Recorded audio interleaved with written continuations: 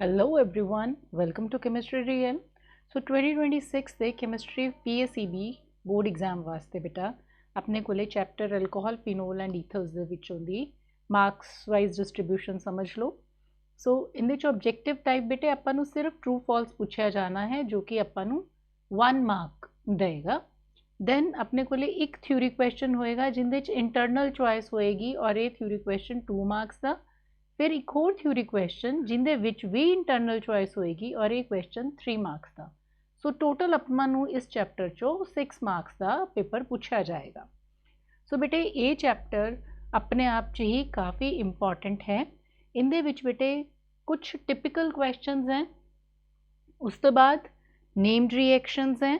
सो named reactions बेटा किसी ने भी छोड़ के नहीं जानिया, जिवें हुण रीमर टाइमन है, this is actually very important. इन सैलिसल्डिहाइड और सैलिसिलिक एसिड बनते हैं प्रोडक्ट्स। दैन कपलिंग रिएक्शन इन बेटा ऑरेंज कलर की डाई बनेगी and most important Williamson synthesis. So बेटे इन ईथर बनता है। सो ऑब्जेक्टिव टाइप क्वेश्चन क्योंकि इन सिर्फ ट्रू फॉल्स आने हैं तो बेटे इत्थे ट्रू फॉल्स की स्टेटमेंट्स दित्तियां हुई हैं, तुसीं इन्हां नूं अटैम्प्ट करो एंड दैन तुसी आंसर्स जिहड़े है इत्थे दिते गए हैं उन्हां नाल मैच कर सकते हो। तो बेटा जी इस दे बाद एक चीज़ मान के चलो कि अल्कोहल फिनोल दे विचों दी बेटा आपां नूं सॉल्युबिलिटी या बॉइलिंग पॉइंट ते क्वेश्चन जरूर आना है। दैन ईथर दे उत्ते चाहे तो एक इनर्ट सॉल्वेंट की तरह ईथर काम करता है, क्यों या ईथर कोले डायपोल मोमेंट होंदी है, हालांकि दोनों एल्काइल रेडिकल जिहड़े है सेम आइडेंटिकल होंदे हैं। ये प्रीवियस ईयर्स च पूछा जा चुका क्वेश्चन है। सो ईथर दा स्ट्रक्चर बेटे ये लीनियर नहीं हुंदा, एज यू कैन सी ये बेंट हुंदा है, जिस करके डायपोल मोमेंट जिहड़ी है दो डायपोल बेटे इन्हां दा जिहड़ा वैक्टर सम होएगा that will not be 0।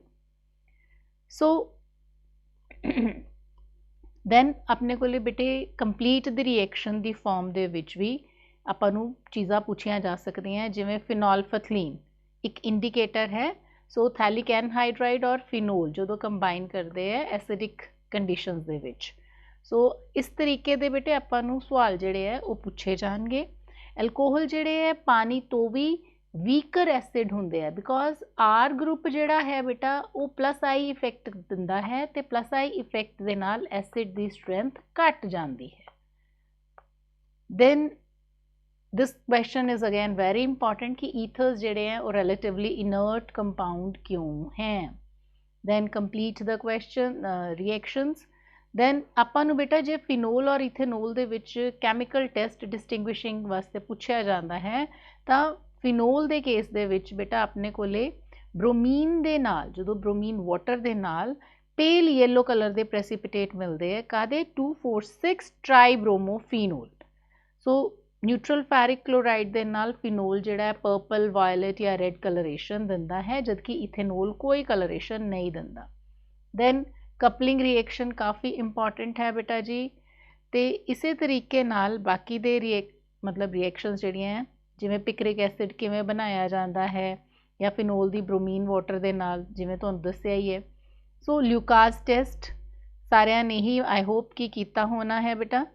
So Lucas test के बाद why phenols are acidic in nature, this is again a very important question. Reimer Tiemann जिवें मैं तुहानूं कहा सीगा कि ये काफ़ी इंपॉर्टेंट है। सो इन्हां क्वेश्चनस नूं बेटा छोड़ के नहीं जाना। जे तुहानूं ये समझ नहीं आए हुए बेटा तो तुसी please previous years the videos देख लो, कंसैप्ट सेम है, लाइव लैक्चर्स भी लिते हुए है।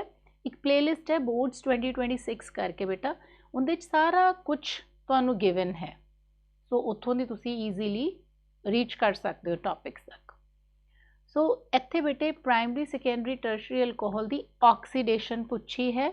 प्राइमरी सैकेंडरी टर्शरी अल्कोहल का आपां नूं एसिडिक करैक्टर भी पूछा जाता है जो कि बहुत इंपॉर्टेंट है। विक्टर मेयर टेस्ट ये भी काफ़ी इंपॉर्टेंट है बेटा। So yes this is the question जो कि काफ़ी काफ़ी काफ़ी इंपॉर्टेंट है। Acidic character of primary secondary and tertiary alcohol. बेटे प्राइमरी दे विच एक आर ग्रुप है, सैकेंडरी च 2 है तो टर्शरी च 3 है। आर ग्रुप जिहड़ा है प्लस आई इफेक्ट कॉज करता है तो एसिड की स्ट्रेंथ नू घटा दिंदा है, डिक्रीजेस दी एसिड स्ट्रेंथ। सो इसके आधार पर व्हाट डू यू थिंक कि केड़ा होना चाहिए? So primary is most acidic. So ये काफ़ी ही इंपॉर्टेंट क्वेश्चंस है बेटा। आई एम रिपीटेडली सेइंग कि जे तुहानू कुछ नहीं आता बेटा प्रीवियस वीडियोज़ कंसल्ट कर सकते हो, बट आ वाले क्वेश्चंस जिहड़े हैं तुसी छोड़ के नहीं जाने, ईजीली तुसी इन्हां नू कर सकते हो, रिवाइज ज़रूर करके जाने। एक बारी गो थ्रू का मतलब हुंदा है कि तुसी एक बारी उन्हां ते नज़र मारो कि की तुहानू आंदे हैं, कोई भुल तां नहीं रहे कुछ। सो जो पूरा चैप्टर तुसी कर लोगे बेटा तो सैल्फ इवैल्यूएशन टेस्ट एक बारी ज़रूर करके देखियो, because these are ultimately the very very important questions. So all the very best.